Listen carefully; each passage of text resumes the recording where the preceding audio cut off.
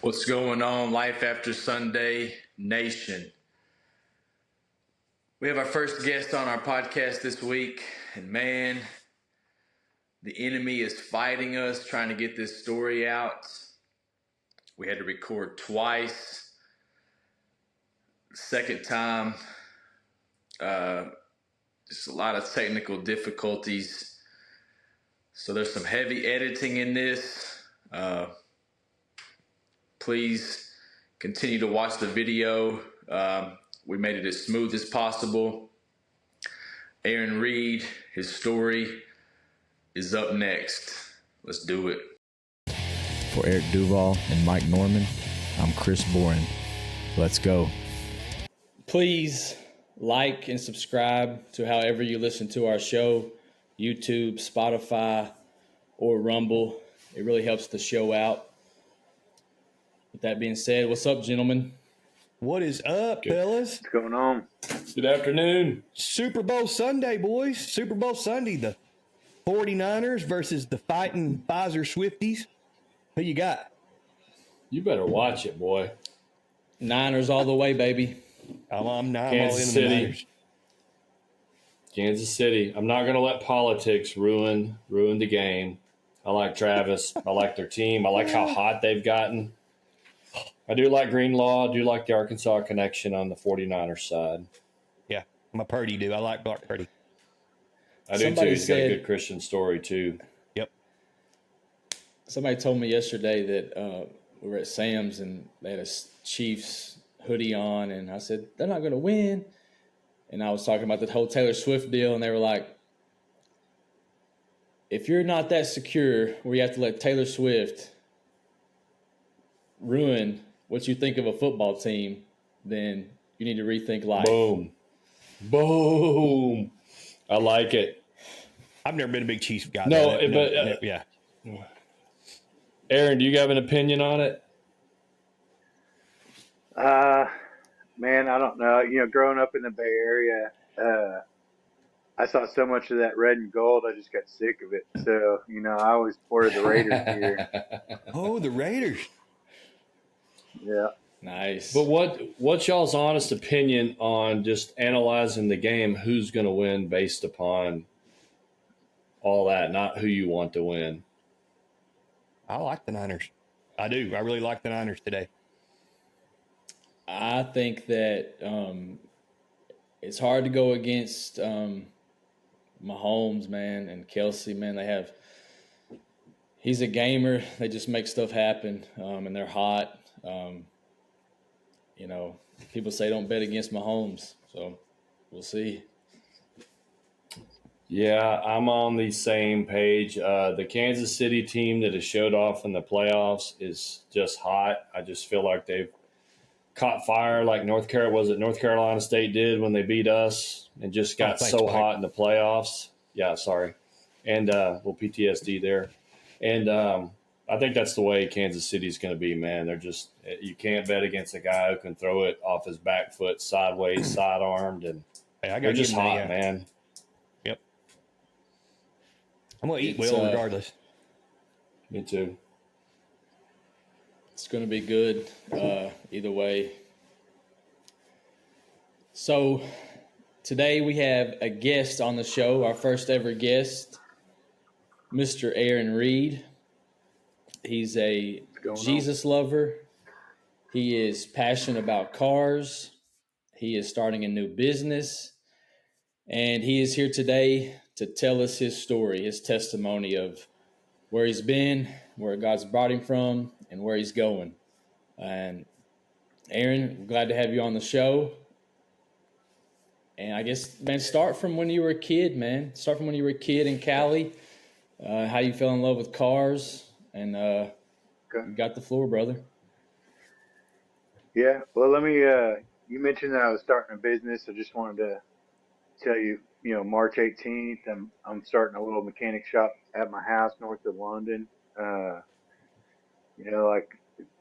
Like you said, as a kid, I was working on cars, and I was talking to somebody at church today, and it made me realize, that was just the gift that God gave me. Everybody's got their thing, and I didn't even know what I was doing, and people started bringing their stuff to me, and I just started doing it without any training. So that's the gift that's God's given me, so I'm going to use it. I also would like to talk about, you know, you guys may think that this is interesting after you hear my story, but I have a Christian men's group that's called New Breed. We get together every other Thursday night, and we just talk about the messages that New Life puts out for us and how it goes into our lives. And if we have any issues, we can talk to each other about it and be support for each other. But so I just wanted to plug those things, and of course, I want to thank you guys for having me on. I'm just already a big fan, even though that it's still a new thing. But I'm gonna be with you guys watching for a long time because I just love this show. So thank you so much for having me here. Um, so growing up in California, uh, I will start with I had like the atypical, American dream kind of growing up. My dad had a decent job. My mom, she didn't have to work if she didn't want to or whatever. And, uh, we just had a really, really uh, great family coming up. And, my dad and my mom both were into cars. Like my dad did autocrossing and drag racing. So a lot of people don't know what autocrossing is. It's just kind of like parking lot racing around through cones and stuff. And they do like one car at a time. And, everybody races for the fastest time of the day. And, that's how they determine the winner or whatever.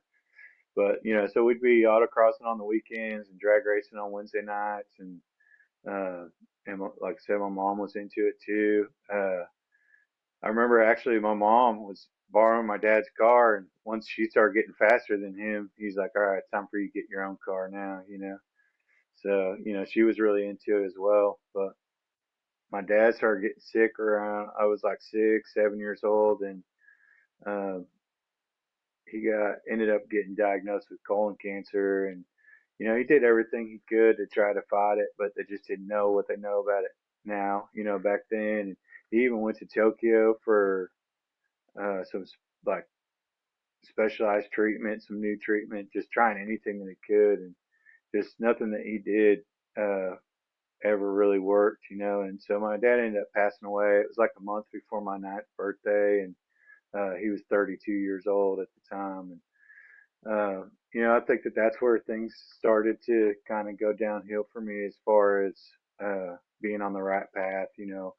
I lost my family leader, and and then my mom, instead of being around all the time, she was at work all the time. So things changed. And I actually have a little sister too that was like 1 year old when my father passed away. So yeah, when my dad got sick and passed away, it's like that's when everything started changing. And obviously not having the guidance that I needed to grow up and be a man. I started making bad choices. I started hanging out with other kids that had similar situations, divorced parents, or uh, you know, just poor family lives or whatever. And if you've ever been around kids like that, most of them are not the best kids. They fall subject to living in sin and just doing a lot of bad things. So by the time I was like 15 or 16 years old, I was staying out all night or staying out real late at night. And my mom tried a few times to pin me down, but it just I was bigger than her. What is she gonna do? She couldn't physically stop me. And uh you know uh I just kept doing it. And finally, it just wore her out, and she couldn't keep up with it anymore. And but I'd gone through the DARE program out in California, and they had me scared from doing any of the drugs or drinking or anything like that. And so I didn't do that for quite a while. A lot of people that get into that talk about it at a young age, but I was like 17, 18 years old before I ever tried anything like that. And it was just the peer pressure of these guys that were doing it all the time. Oh, it's not that bad. It's not that bad. And I did try it. I think weed was like the first thing I ever tried. And uh, it wasn't that bad. I actually kind of enjoyed myself a little bit. And So then that just kind of opened the floodgates for everything else. And I started drinking a lot. And soon after that, got to where I was smoking all the time. By the time I was 21, I was probably smoking every day. But I was one of those people that, I kept it together like a functioning, a functioning addict, and, so I had a job. I always had a job, went to work every day. I didn't skip work because of hangovers or anything like that. I just, push through and just go. And, um, so when like 2 years ago, when I started telling people about my addiction issues, a lot of people were really surprised to see that because I had always kept it private. I didn't really let anybody know that that was a thing, that I was struggling with. But I have struggled with it for almost my whole adult life, And I was listening to this preacher the other day that was talking about we have a whole generation of like dopamine addicts, and I really resonated with that. It's not just um, that I was addicted to drugs or alcohol, but adrenaline,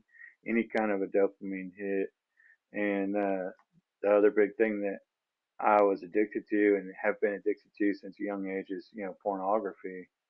And so all this being said, I guess I'll get into uh, where everything started to change. So I met my wife here in Arkansas, and she's from Oklahoma. I'm from California. We met in Arkansas. We met through some people that we worked with.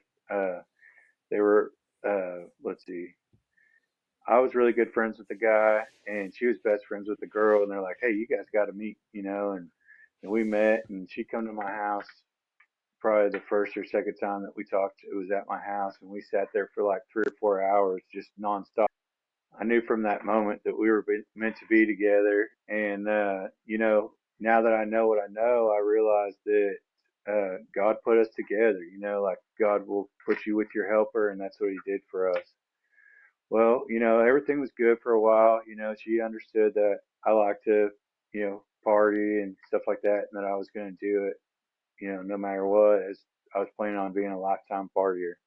So, we always had a good time together, and everything was hunky dory. And then we were together for, I think, like 8 or 9 years. And then my son come along, and that will change people. So my wife wanted to have the typical family, and I just at the time was not ready for that.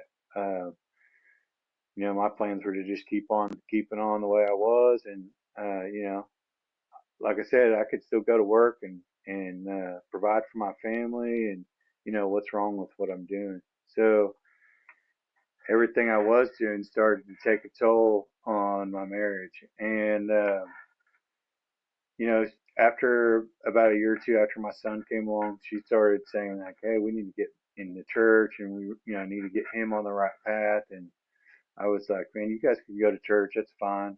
That's just not really me." I had some church hurt from when I was a kid, and then even after I moved to Arkansas, I tried to go back to church, and I put you're supposed to put your trust in the Lord, and then I put my trust in the people around me.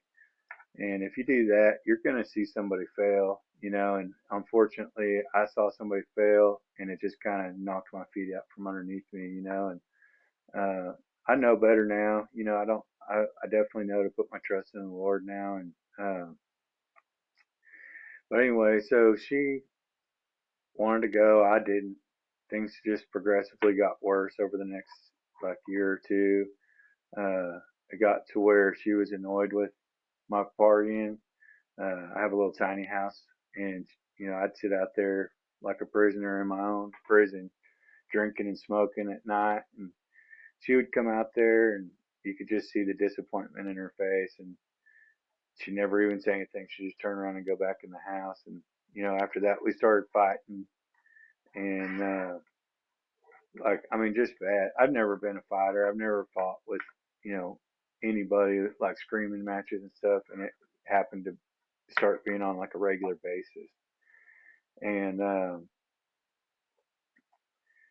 I just thought it'd be easier to get a divorce, and I told her that, I just wanted a divorce, and she moved out, and she took my son with her, and she moved out, and it didn't take long for me to realize that I'd made a big mistake, but I'd already caused so much damage in my family, I just didn't know what to do. So I started looking into counseling, which that was another thing that she said that we should have done, probably 2 years prior to this. She started saying like we need marriage counseling to help us get better.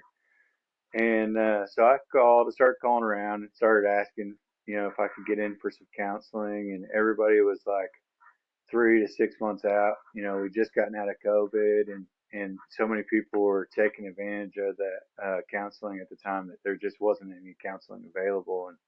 And I told one lady that, we're going to be divorced in 3 months.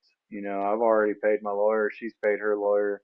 We're getting ready to go to court and just finalize all this, And so I'd heard about this program called Reengage through NLC, and I didn't know anything about it. I texted the dude that told me about it and said, like, what was that program that you guys went through? Because he said it did them a lot of good.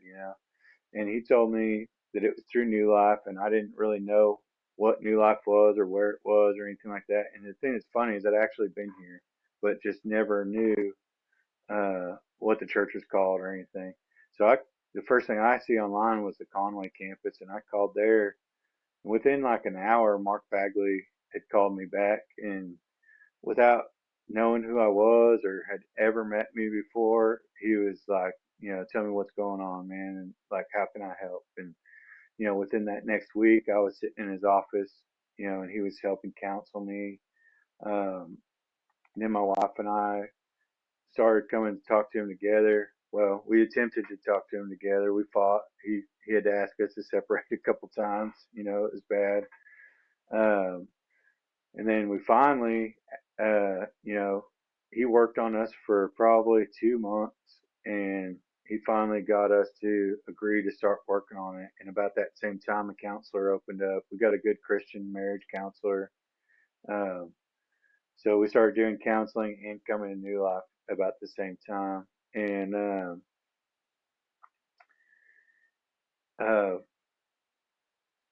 let's see, we did the marriage retreat. They do a great marriage retreat here at New Life, and we did the marriage retreat, and that's where things first started to turn around. And like Chris was saying, in one of the past episodes about him and his wife, sitting Indian style on the floor and facing each other and praying, we did something very similar to that, and it was very hard. And even though that we've done that, it's still hard even since then. That was well, we're getting ready to go again, so that was a year ago. And it's still hard to pray for each other, but that's where things really started to turn around.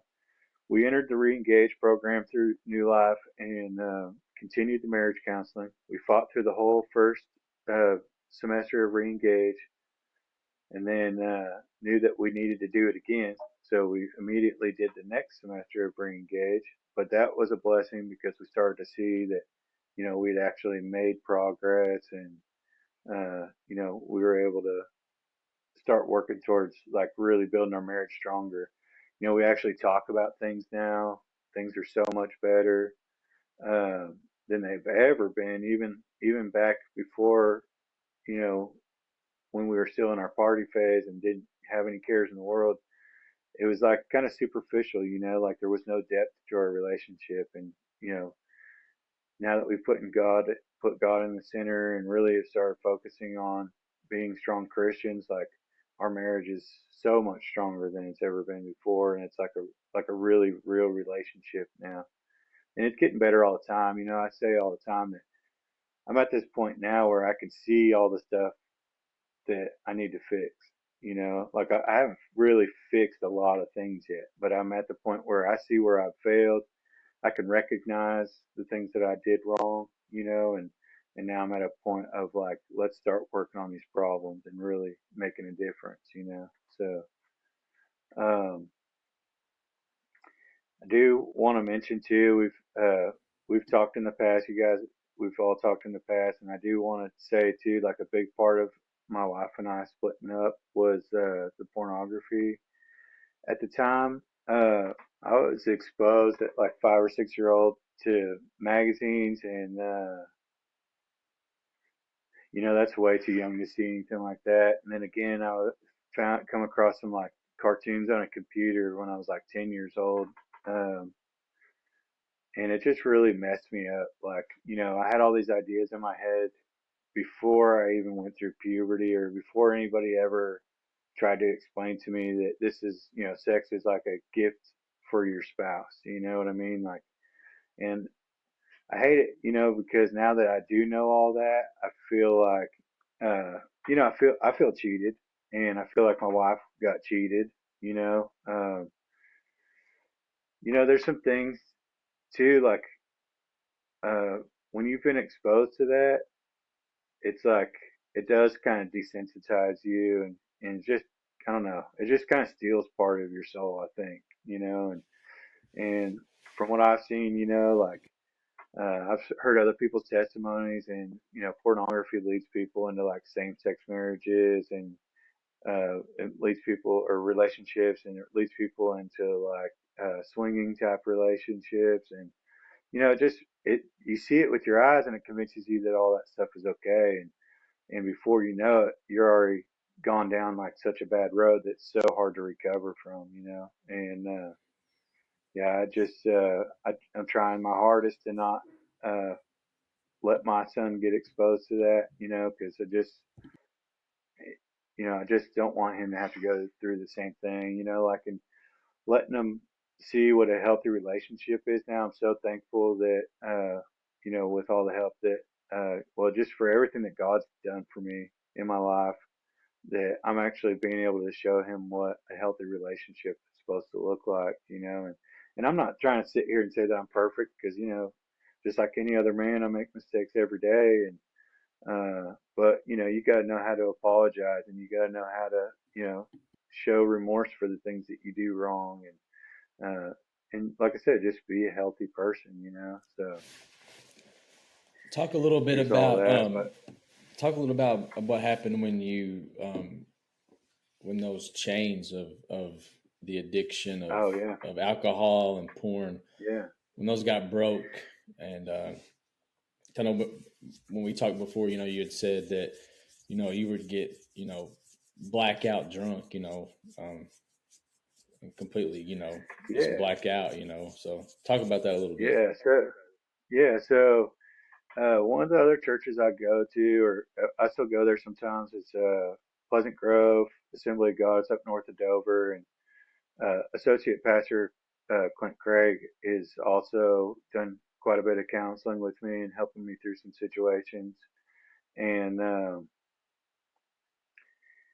I actually just went to lunch with him a few weeks ago and made the realization that, I had drunk myself to death like 30 to 50 times in my lifetime, and then the only thing that saved me was the good Lord had a plan for me, you hear about people alcohol poisoning. I used to laugh about it. I used to joke about, like, the lights are on but nobody's home, it was a normal thing for me to be completely blackout drunk, and honestly, until like 2 years ago, I didn't know that wasn't normal. I thought everybody went through that, and my therapist was like, man, most people get blackout drunk once or twice, and they're so scared that they don't ever want to do it again, and that was like my normal for a long, long time. And so, my wife and I were going through it, and I knew that if I was going to have any chance of like seeing my son, I had to quit smoking weed. So that was an easy thing to break. But uh, alcohol and pornography are, basically legal. There's no problems with it. Nobody cares that you do it. So those things are still running my life, and pornography. We talk about the dopamine. Uh, I couldn't get out of bed in the morning without watching porn, and it was just what got me going. That was while me and my wife were separated, and uh, I would drink and I would cry because I was drunk. Why did I do this to myself again? When I was sober, I thought I had to have it. I have to have. I got to get drunk, and then I'd get drunk and I'd be like, why did I do this? You know, it was just a miserable cycle. And I knew that I couldn't break that cycle on my own. I was up there at Pleasant Grove, and they have like an old fashioned altar out in the front. And I went up there and knelt down, and I just said a simple prayer. I said, Lord, please just take these things from my life. I can't have them in my life anymore. The alcohol, the alcohol and the pornography just has to go. And I don't know what I'm going to do. And that was on a Sunday night. And it was like Wednesday or Thursday. I was like at work, and I realized, like, man, I haven't looked at porn all week, and I haven't thought about alcohol all week. And that was like, uh, I don't know. I guess if you're around me, you'll hear me talk about it. But that's kind of like my burning bush moment. Is that it was the moment like God was like, I am real. I am here to help you. You know, I saw the scripture today actually, and I can't remember exactly where it's at, but it's I've heard preachers talk about it, and I've seen it in the Bible. You stop, you repent, you give your problems to the Lord, and He's going to hand you your gifts. You know, and from that point, my life has started to turn around. It's still an uphill battle because I dug myself such a hole, but He broke those bonds for me. I do have to make the choice every day not to do those things or go back to those things. Um, and this will give me an opportunity to talk about this. So, I was like almost a year and a half sober, and I had to have a little foot surgery. And I told all the doctors and stuff that I couldn't have narcotics, because I have a problem. I mean, I've struggled with every drug there is out there. And when I left the hospital from that surgery, they sent me home with like 35 hydros. And so I got high for 3 days, and I broke my sobriety. I was disappointed in myself, and uh, but on like the third day, actually the second day is when I started having the battle. Like, I had to get off of this, but I was still like fighting with the devil, and I was like, he's like, no, you want this. And at that point, I had to make the choice: am I going back to that old life, or am I going to continue to receive the gifts that the Lord has given me? And on the third day, I was able to talk myself into telling my wife to flush those down the toilet, and it was just by the strength that Christ has given me is why I was able to break that addiction. Uh, if it wasn't for that, I'd probably be high today, or drunk today, and still fighting the same battle. So yeah, I mean, God definitely is a chain breaker, like the song says. Like there's no denying it. I can't deny at all that He did that. And since then, I almost felt crazy when this started happening, but the Lord actually talks to me now. You know, they say that calm, still voice, but there's times in my day, it's only happened a few times, but the Lord will correct me. I start having prideful thoughts or whatever, and He'll just be like, "No, this is how it really is," and humble me right there in my tracks. And I hear people talking about that, but I definitely didn't believe that, say, 2 years ago. If you would have told me 2 years ago that I'd be leading a Christian men's group and I'd be on this podcast telling you guys about my spiritual battle, like, I would have been like, you guys are crazy, like, there's no way. But it's just been an undeniable change, and I think for people that are close to me that know me, they see it, and uh, I don't know I don't know how other people feel about it, but people that were trying to talk me into going to church and stuff are calling me a Bible thumper now. So it's like it's been a total 180, and all I had to do was submit. All I had to do was submit to the Lord, and He's made everything just so much better. So. Well, man, we are super proud of you, man. I haven't known you that long. How, aside from your little hiccup, we're not even going to count that. That doesn't even count. How long have you Yeah. been completely free of porn and drugs and alcohol? So it would have been like completely free of all that would have been like let's see, think it was like October, but the October before, yeah. So a little Awesome. over a year. Congratulations, man. Yeah, thanks. It's man, I got so much stress in my life. You know, we talked the other day about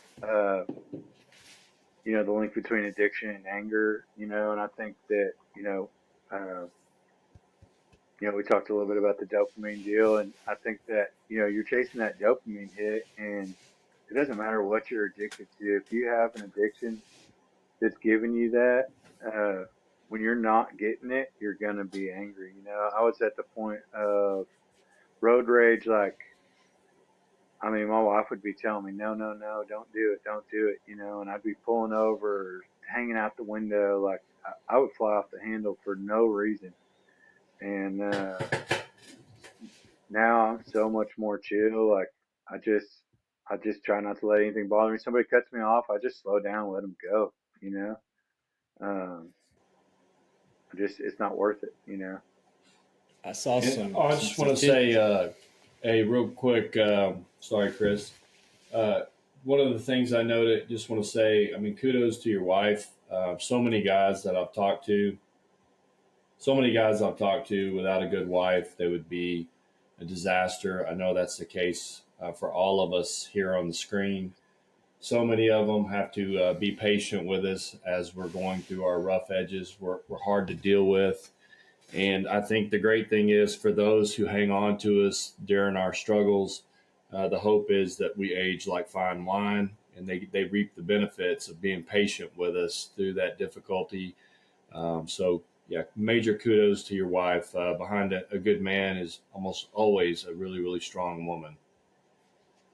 Yeah. You know, and something about that. Uh, Us being a leader of our home, this is something I didn't understand until this whole process. You know, I blamed a lot of stuff on my wife that now I realize was only happening because of the way I was living my life. You know, I led her in a bad direction.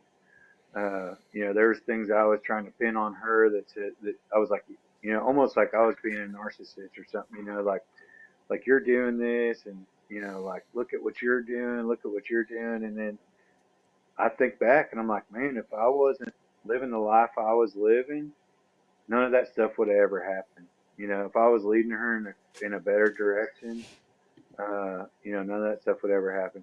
My wife is a good helper.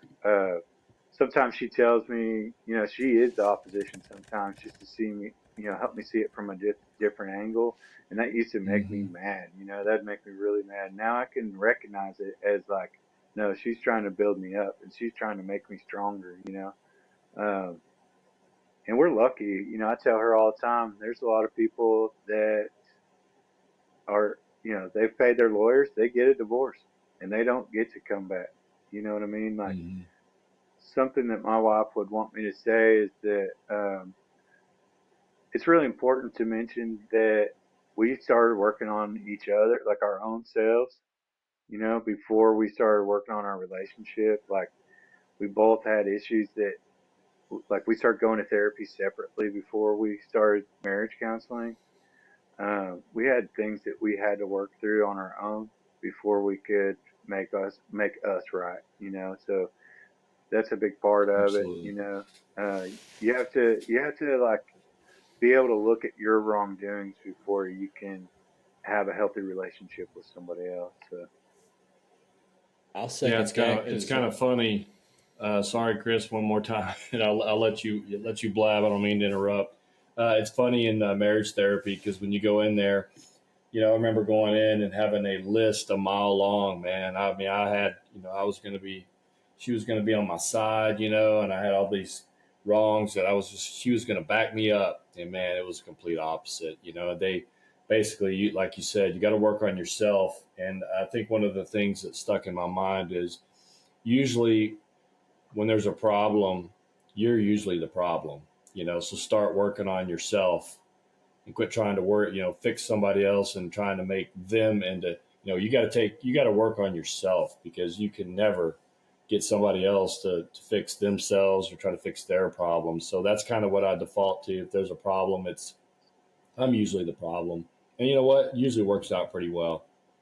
yeah, well, you got to look at a situation like what can I do to make this situation better? You know, I mean,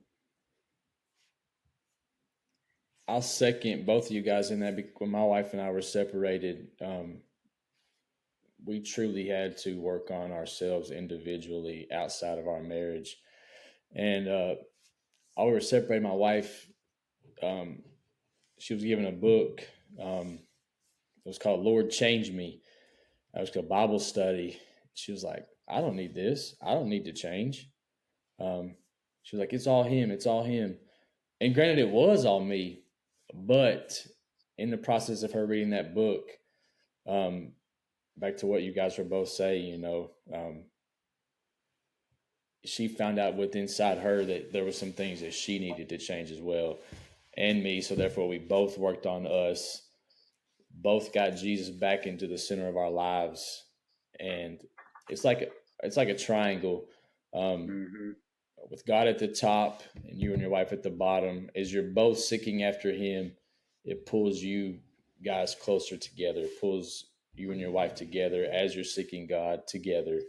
When you get to the top, it's you, Christ, and your spouse. That's how it's supposed to be. Any other way will fail. yes, sir.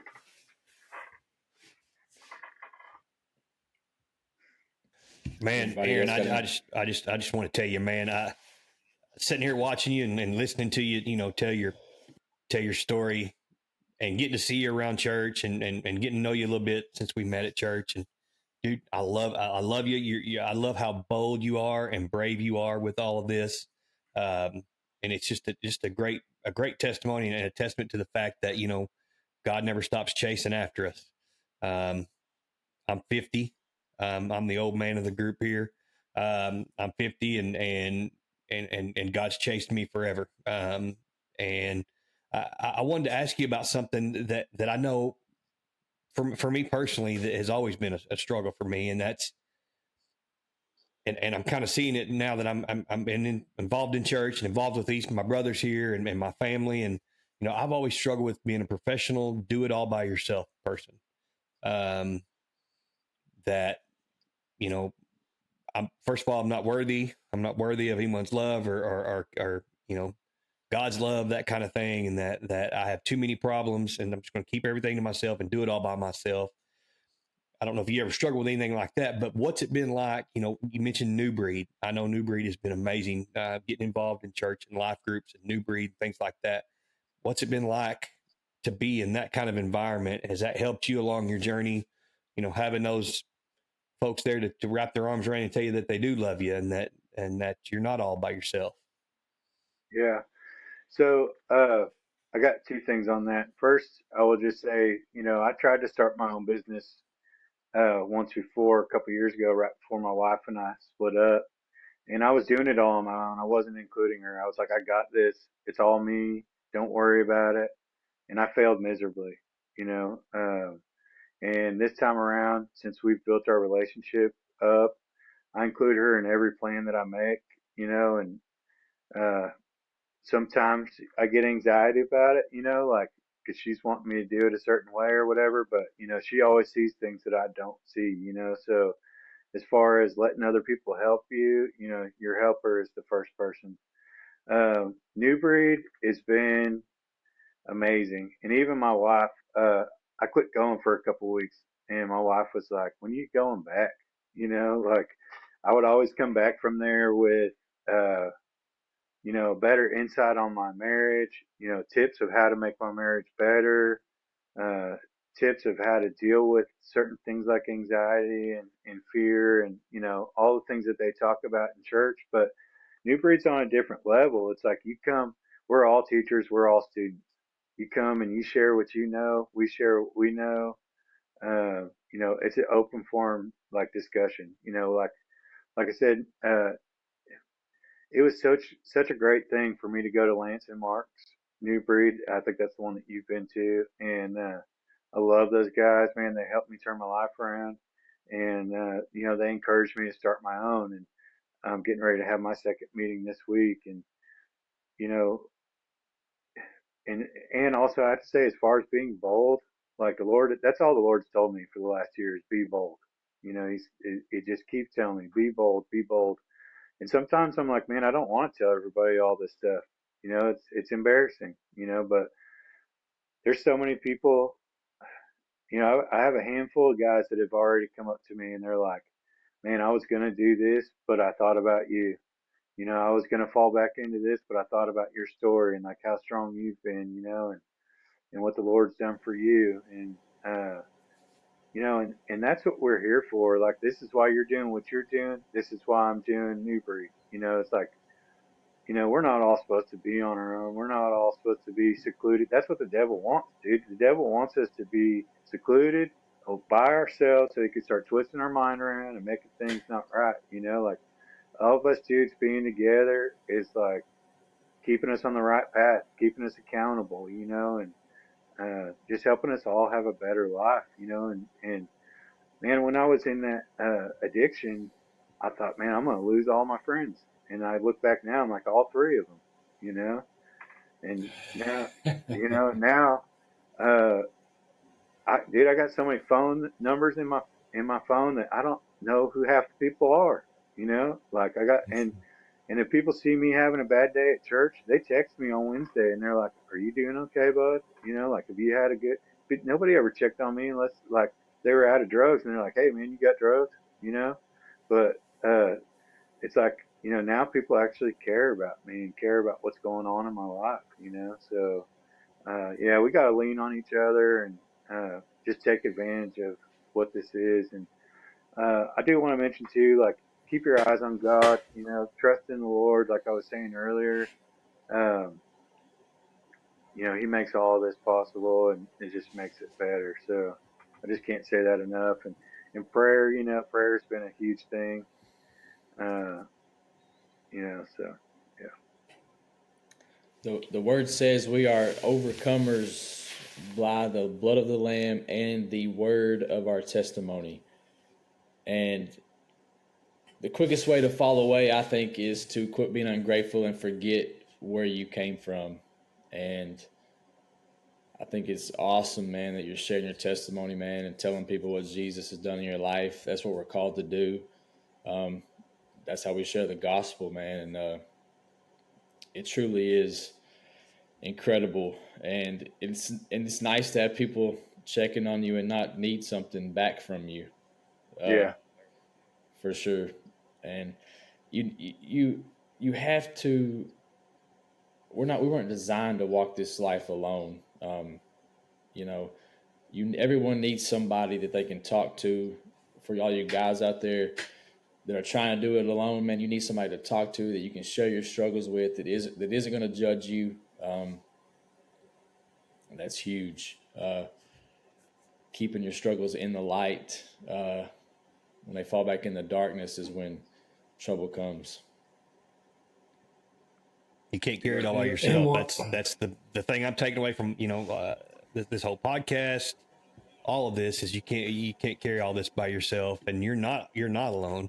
There's guys out there, people out there going through the same things, some of the same things you are, and they love you. So Hmm. One neat thing to also to throw out kudos to the man who took your phone call when there was no counseling available, stuck with it for 2 months, unselfishly speaking to you, working on you, and think about what that one guy did, and then who you are now, and then who you're going to touch in the years to follow. To me, that's the neat thing about stories like this is how that one connection, that one phone call, and then if you could just put that on like a, all the connections that are made and lives that are touched and lives that are changed off one man taking that phone call and working on you. That's great stuff.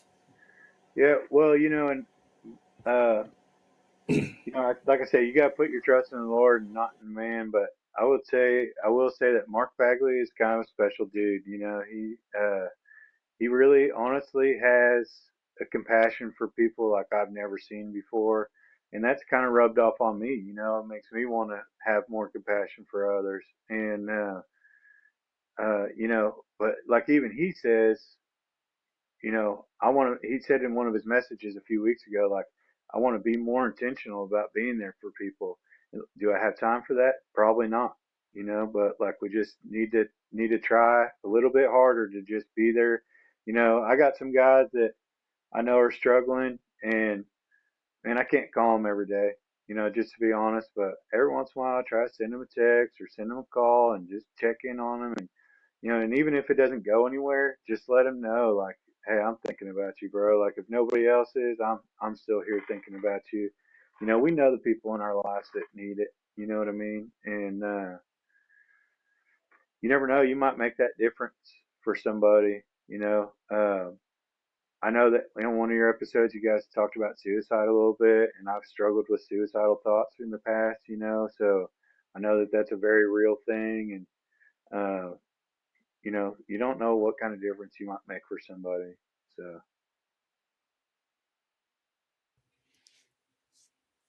Aaron, when is the mechanic shop garage going to be open? so it's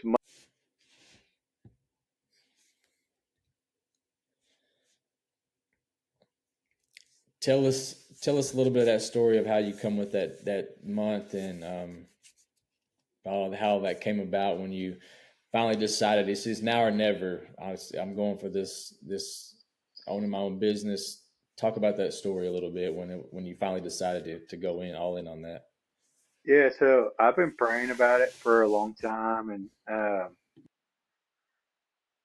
man, I just prayed about it, and this is actually the first time that God spoke to me, and I didn't know. I think I was hesitating too much, is why He finally had to just come out and speak to me. So uh, I've been praying about it, and another guy here at church that's, you know, man, he's actually been there for me throughout this whole thing, here and there. He's actually one of the first people that my wife and I shared our testimonies with is Brother James Ramsey. He's part of the prayer team here at New Life. He's a good dude, and we were having lunch, and and he didn't even really know that I was uh, trying to start a business. And he's like, "Man, have you ever thought about starting a business?" And this is after I've been praying about it for months. Have you ever thought about starting your own shop? Because like, I think now's the time. You need to do it. And it just kind of blew me away. But even then, I was still like, yeah, I don't know. I don't him and hawing about it. And right before I had my foot surgery, I was at work, and I had this like warm, joyful feeling come over me, and it was like in my voice in my head, but it was like, I've given you what you need. I just gotten a lift and gotten all the final tools that I kind of needed. I've given you what you need. I've built up your clientele. Now is the time, and then I heard the word March, and that's why I went for March 18th. I just figured the middle of the month was a good place to start. I thought the next day, I thought, man, March is too soon. I'm not ready, which I still feel that way. Like I'm not prepared, but I just thought, man, I could wait a little bit because I'm just not ready. And as soon as I had that thought, my next thought was Abraham and the promised land, and the fact that they didn't listen to the Lord and they were made to walk through the desert for 40 years. And I was like, all right, I got to trust in what he says, and I got to do this now. And then I started telling one of my good friends about it that's also a Christ follower, and he was like, man, I was thinking about what you said, and when you say march, to me that means march forward, march in the Lord, and just march on. It's and uh, I don't know, it's just undeniable that the Lord is telling me that now is the time, and we're gonna see what happens. I mean, whether it's successful business or it's a time for me to learn another lesson, it's the God's plan, and I'm going with it. So 95% of men will never take that risk that you're taking right now, and you doing that is huge, man. And I heard a story one time on a podcast, and it was talking about two old guys were sitting on the front porch, and one guy was just depressed and sad and just about his life and things that he never did, and risks that he never took, and chances that he never had taken. And the other guy was at peace with his life because he took chances, he failed, he took risk, he grew, and he learned. And you telling me that story, man, reminds me of that. And I don't believe it's going to fail, but if it does, man, you're not going to regret it. You're taking a chance, and God's seeing you all the way through this, man, and your future is bright, sir. Amen. Yeah, it's kind of funny because I've thought about this since I was like 16 years old, and now I'm 44, and it's taken a long time to make it happen, but it's definitely something I've always thought about. And it's something else that's funny is I used to, even in my worst times, I used to feel like I was called to being in the church and being around ministry and stuff. And I thought back then I was like, how is that ever going to be possible with this life that I live? And then here I am talking to you guys about the good Lord, and having my own group. I mean, I don't know. It's hard for me to sit here and not think that this is, I had to go through everything that I went through to get where I'm at today and do what I'm doing today. That's right. And even with all the struggles, like the devil's tried to knock me down a bunch over the last month and make me not believe myself. But through everything that the good Lord's done for me in the last year, 2 years, it's hard for me to sit here and say that this isn't the plan. Like even though it's hard, I still realize that this is the plan. So we're going forward with it. I got my wife's got my back this time, and like we're on track. So we'll see where it goes, man. Yeah. It's exciting stuff, brother, for sure. Oh yeah. You guys I gotta got any ask more before questions for Aaron? I do. I got something here, but we cannot.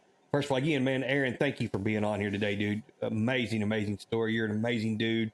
You got 3 new friends. I tell you that right now. But I can't let you get off here without. I understand you're a car dude, and I understand there Yeah. may be. I hear tell of a car that may be sitting in your garage right now that may go a little fast. Tell me about that, brother. Yeah. What's up with that? Well, I've always been a Chevy guy, and I've always had the old cars, and I love them. They do hold a special place in my heart. But ever since 2010, that new Camaro come out, I fell in love with it. And I think it's kind of the best of both worlds. And man, I tried to get one, and then finally,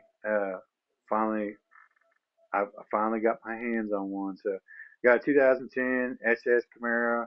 It's got a GPI built uh, uh, LS motor in it, making about 500 horsepower to the tires, and 4,000 stall converter with the automatic transmission. That thing, it gets it, and it's pretty. It's white and black, and that's not my favorite color, but man, the car is a beautiful car, and it's just the best of both worlds. It has kind of that nostalgic look to it, but still with all the technology of the new stuff. So, man, it's a blast. We'll have to take it out and play with it sometime.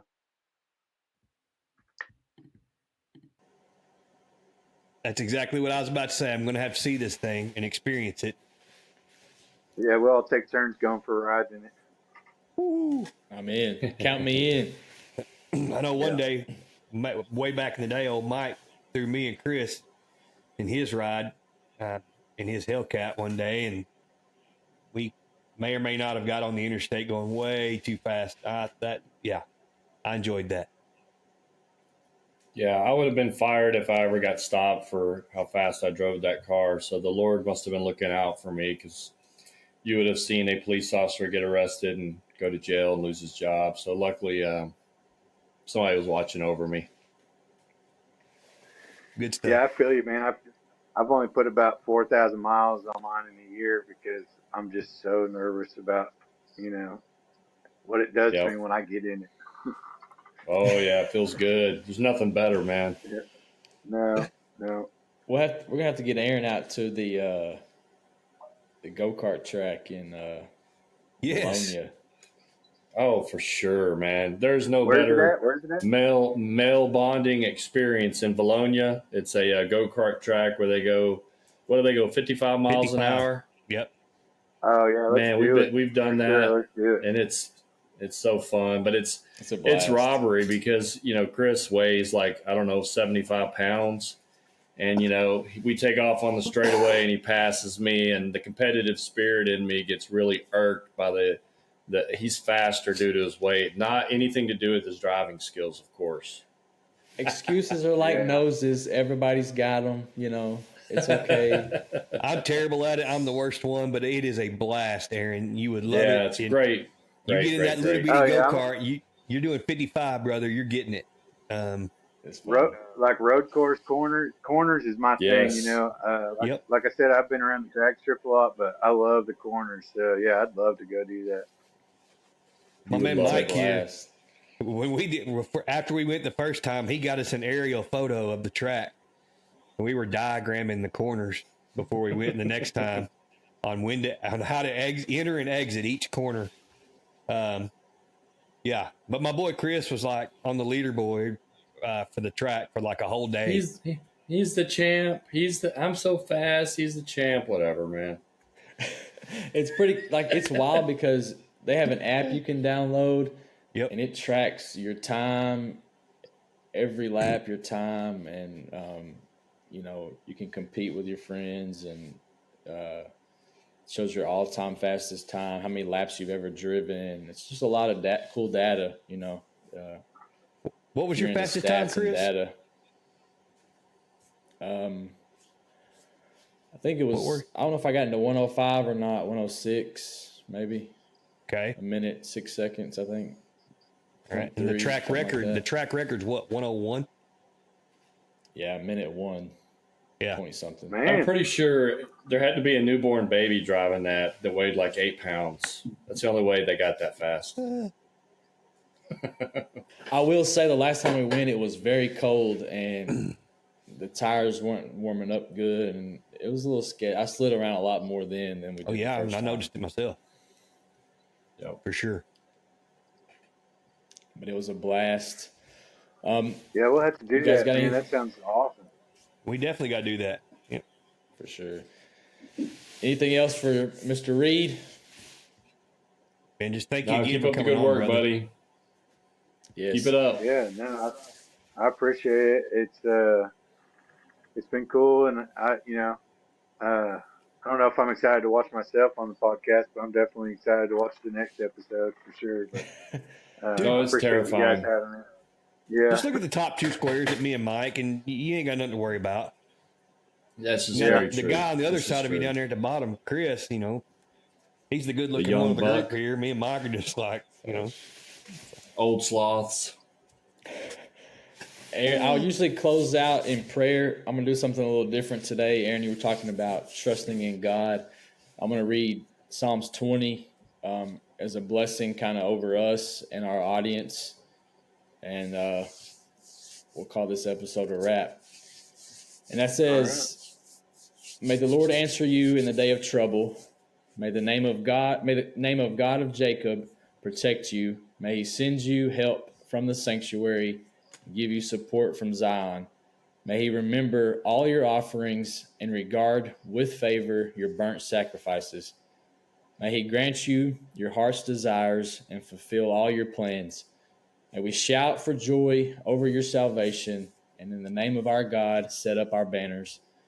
May the Lord fulfill all your petitions. Now I know that the Lord saves his anointed. He will answer them from his holy heaven and the saving might of his right hand. Some trust in chariots, some trust in horses, but we trust in the name of the Lord our God. They collapse and fall, but we will rise and stand upright. Hope everyone has a blessed week. Continue fighting the good fight. Thank you for listening to the Life After Sunday podcast. We hope you enjoyed it. Please give us a like and a comment, and go follow us on Facebook, YouTube, and Rumble. And as always, keep fighting the good fight.